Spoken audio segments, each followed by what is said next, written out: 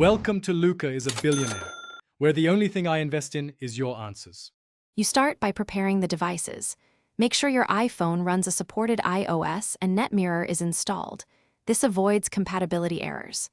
Once done, connect both the iPhone and the receiving device to the same Wi-Fi network, matching frequency, 4 GHz or 5 GHz reduces latency. Next, enable Bluetooth and grant Netmirror permissions for microphone and screen recording so audio and video route correctly. These initial steps let Netmirror discover the target quickly. Open Netmirror and tap Scan. The app uses local discovery to list receivers, so make sure the target is awake. When you select the receiver, confirm any 4-digit code shown on the other device. This secures the connection.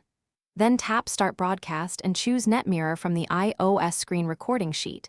This routes video and system audio. In the app settings, adjust resolution and bitrate.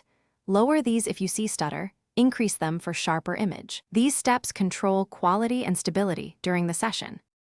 To finish, stop the screen broadcast in Control Center and optionally disconnect from the receiver inside Netmirror. This ensures no background streaming.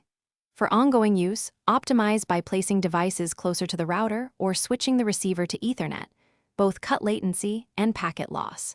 If you can't discover the receiver, first toggle Wi-Fi and Bluetooth on your iPhone, then restart both devices. That clears stale network states.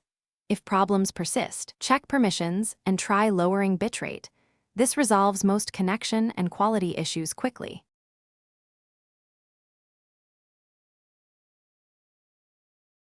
Thanks for watching and please subscribe. It's the best investment you'll ever make.